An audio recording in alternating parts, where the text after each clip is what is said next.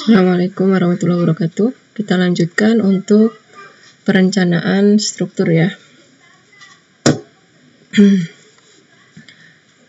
Perencanaan struktur ini kenapa sih kita perlu merencanakan terlebih dahulu gitu ya.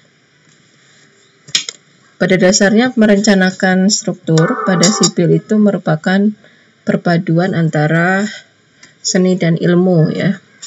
Jadi menggabungkan antara intuitif itu berarti semacam tebakan gitu ya, semacam ramalan lah ya, seorang insinyur dengan catatan dia insinyur yang berpengalaman ya tentunya, padas dan dimasukkan ke dalam kelakuan struktur. Jadi dia memadukan antara insting perkiraan lah ya dengan pengalaman-pengalaman yang dimiliki oleh insinyur digabungkan dengan pengetahuan ya, berarti menggabungkan antara insting dan ilmu pengetahuan tentang prinsip statika, dinamika, dan lain-lainnya. Yang mana kenapa sih perlu memadukan itu ilmu, terutama ilmu pengetahuan ya, supaya kita memperoleh satu struktur yang ekonomis dan aman serta sesuai dengan tujuan pembuatannya.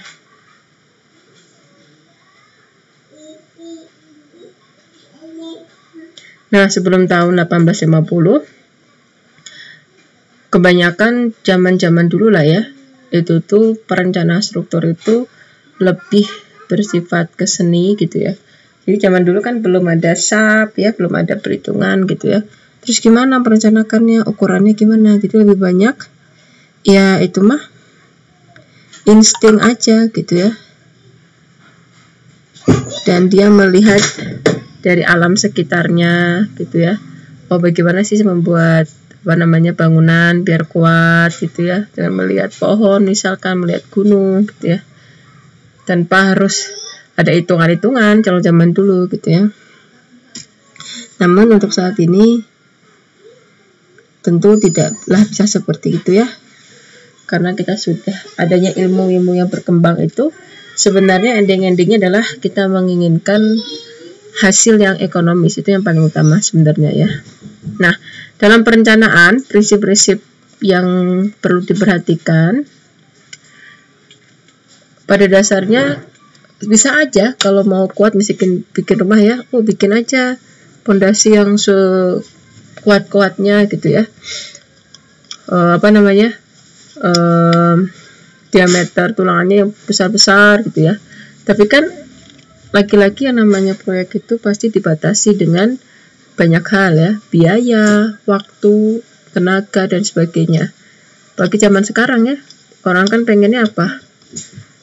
Keluar biayanya minimal tapi hasilnya optimum gitu ya. Makanya kenapa sekarang itu perlu direncanakan ya, karena yang namanya proyek itu dibatasi dengan banyak hal gitu ya, waktu, biaya, tenaga gitu ya. Pengennya kan gitu ya, biayanya minimum aja tapi hasilnya optimum kan. Bahkan untuk dimensi aja, wah ini masih kebesaran nih dimensinya, bisa dikecilin lagi gitu ya, selama dia masih kuat gitu ya. Ya intinya kita ingin menyelesaikan secara optimum, dimana dengan catatan pengennya biayanya minimum, beratnya minimum, waktunya yang minimum, tenaga kerja minimum, biaya produksi juga minimum, efisiensi produksinya maksimum. Hasilnya pengennya optimum, tapi yang dikeluarin ya, kos-kosnya itu minimum ya, biasalah ya, prinsip ekonomi ya. Terutama masalah biaya dan berat gitu ya.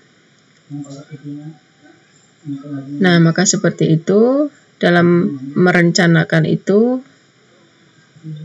kita merencanakan secara fungsional dan secara struktural gitu ya.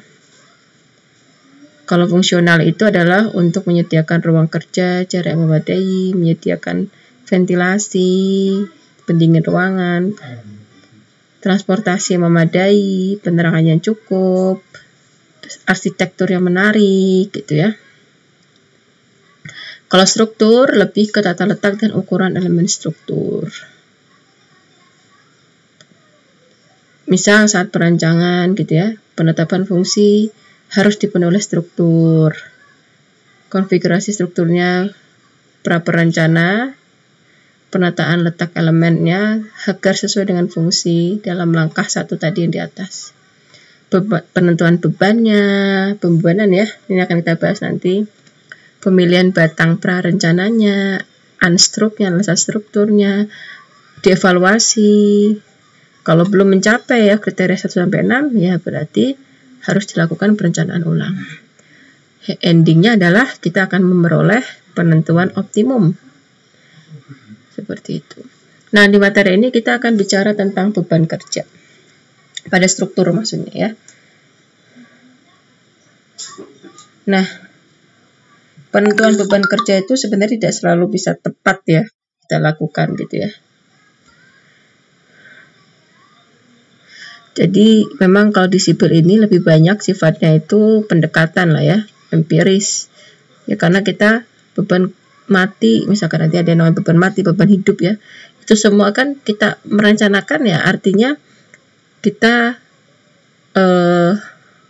membayangkan ya bahwasanya ada beban A, B, C, D, E gitu ya, yang akan ada, yang akan bekerja mengenai struktur yang kita buat.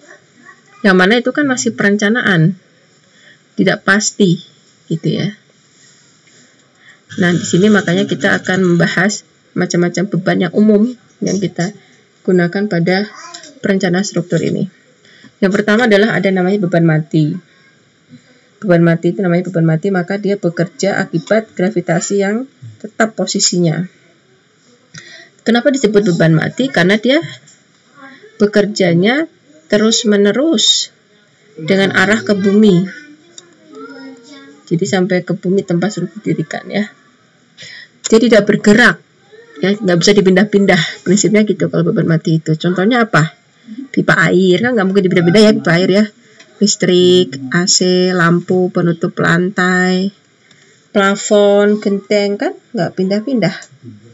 Pokoknya semua benda yang tetap posisinya itu dinamakan dengan beban mati. Tepatnya sih diketahuinya kalau perencanaan selesai ya, pada tahap awal ini tetap harus kita taksirkan beban mati itu apa, dan tentunya kita diberikan panduan ya oleh pemerintah melalui PP P3 ya, untuk rumah dan gedung, pedoman perencanaan pembebanan ini ya. Nah, ini yang kita jadikan pedoman ya. Umumnya beban mati itu berapa sih nilainya? Jadi nanti kita merencanakan kita pakainya apa strukturnya, baja, batu pecah, atau batu merah ya. Semuanya ini ada lengkap. Tergantung jenis bahan atau materialnya. Komponen gedungnya ini juga lengkap ya, nanti bisa dibaca-baca ya. Saya percepat. Ini juga sama. Itu tadi beban mati contoh-contoh. Kemudian ada juga namanya beban hidup. Beban hidup itu adalah beban gravitasi pada struktur yang besar dan lokasinya bervariasi.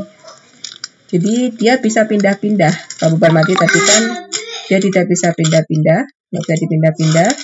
Kalau beban hidup dia bisa dipindah-pindah. Contohnya apa? Manusia kan bisa pindah-pindah, nggak mungkin manusia diam aja ya. Mebel atau furniture.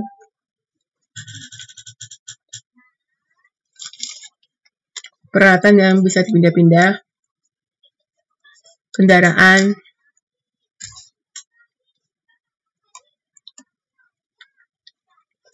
Dan barang-barang dalam gudang.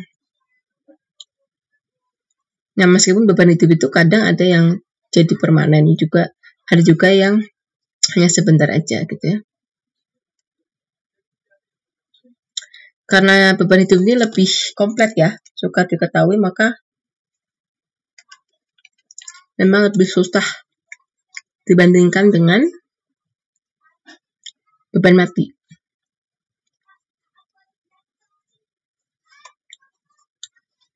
Lagi-lagi, dalam menentukan beban hidup itu sifatnya empiris, pendekatan dan konservatif gitu ya.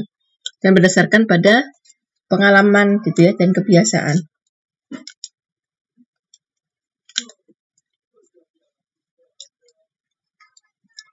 Boleh umumnya seperti apa ya? Kita bisa menggunakan tadi ya P3URG, peraturan perencanaannya untuk rumah dan gedung itu. Ini misalkan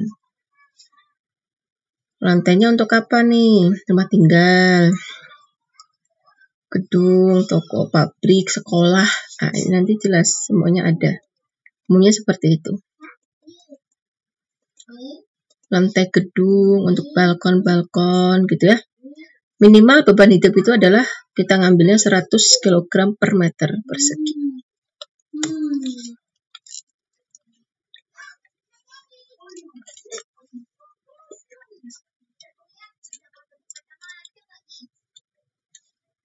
Kemudian ada beban angin.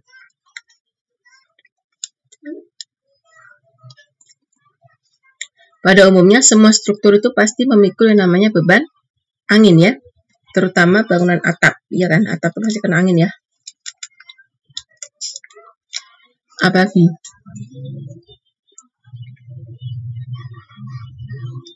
dinding. Intinya luasan-luasan yang mempunyai bidang yang luas gitu ya. Itu pasti paling besar kemungkinan mengalami beban angin. Nah, beban angin ada dua macam. Beban angin yang tekan dan hisap.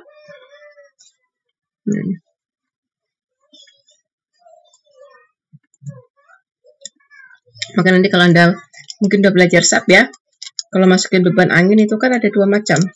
Pasti ada beban angin tekan dan beban angin hisap.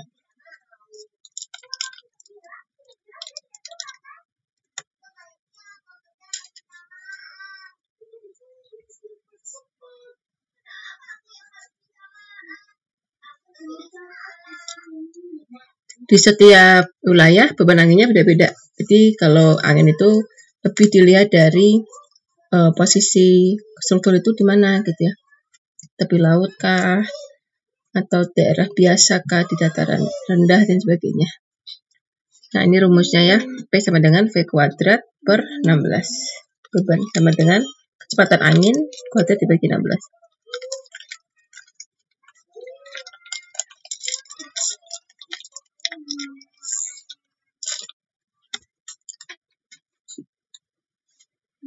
Beban gempa, ini ada juga. Sekarang harus dimasukin ya. Apalagi di Indonesia itu termasuk yang rawan terhadap gempa. Bahkan nanti ada ininya, peta zona gempa. Kalau ada nanti TA ngambil struktur, itu bisa dilihat tuh. Pasti harus memasukkan ya. Misalkan kita Jawa Barat, potensi gempanya gimana, besar atau enggak, ada warna-warnanya ya. Itu ada. Ini rumus-rumusnya. Nah, sekarang kita akan menggunakan perencanaan dua cara dalam konsep dasarnya. Yang pertama berdasarkan tegangan kerja ASD, Lowell Stress Design, atau kita juga menggunakan LRFD. Ini juga yang sering dipakai ya, LRFD ini. Ini kalau LRFD itu beban terfaktor, berarti bebannya itu difaktorkan, ya dilebihkan gitu ya. Atau singkatannya Load and Resistance Factor Design. Nah, berdasarkan LRFD, kita LRFD dulu ya. Pada prinsipnya adalah faktor tahanan Rn lebih besar dari sama dengan faktor beban kali I kali QI. Beban mati, beban hidup, angin, dan gempa. Intinya, keadaan nominal itu harus lebih besar dari beban yang nyata ya sudah kita hitung gitu ya.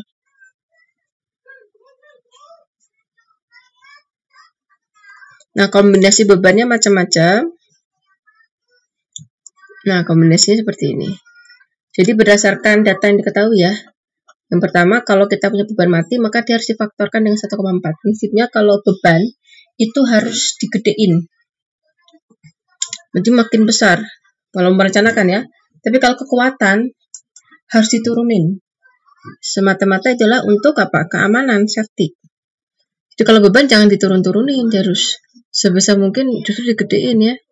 Karena kaitannya dengan keamanan. Kalau kekuatan justru harus diturunin, makanya dikasih faktor reduksi nanti kalau untuk kekuatan ya. Kalau diketahui ada dead load,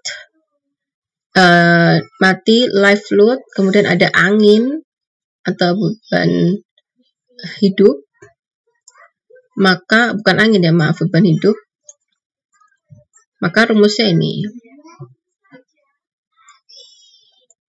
ya. LA itu atau hujan maksudnya ya. Kalau ada hujan itu masuknya beban hidup ya, karena dia berubah-ubah. Ini kalau ada dead load, beban mati, ada LA itu beban orang yang bekerja, atau ada hujan. Pilih salah satu ya, karena kan nggak mungkin ya secara bersamaan lagi hujan ada orang kerja atau kebalikannya. Atau ini beban hidup dan ada beban angin. Ini kalau ada beban mati, beban angin, beban hidup, ini ada beban bekerja atau orang. Mati, gempa, hidup, mati, ada gempa atau ada angin.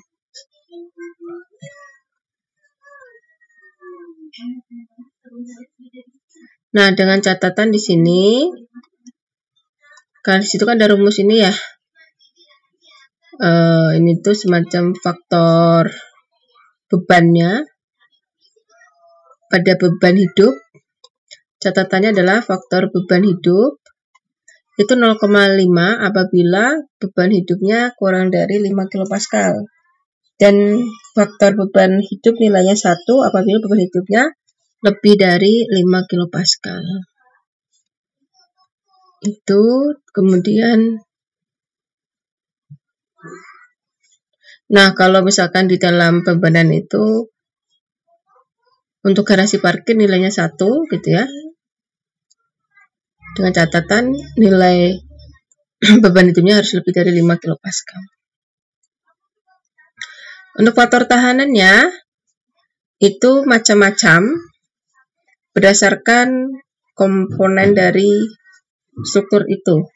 Dia memikul apa aja, memikul lentur, gaya tekan aksial, ya nanti diketahui dari soal ini ya, dari data yang diketahui.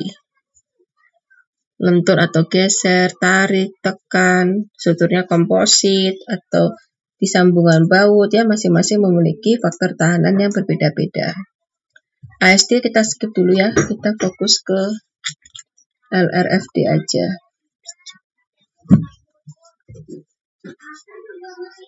Contoh kita masuk ke kombinasi beban. Ada suatu struktur bekerja, beban mati D-nya 5 kN, beban hidupnya ini dead load berarti ya, beban hidupnya 2 kN dengan faktor pembebanannya kita ambil 0,5 berarti ya. Beban anginnya 1 kN, gempanya 2 kN. Nah, beban-beban ini bekerja pada penampang baja dengan mutunya BC34 tanpa memperhatikan gaya tekan atau tarik maupun kelangsingan batang.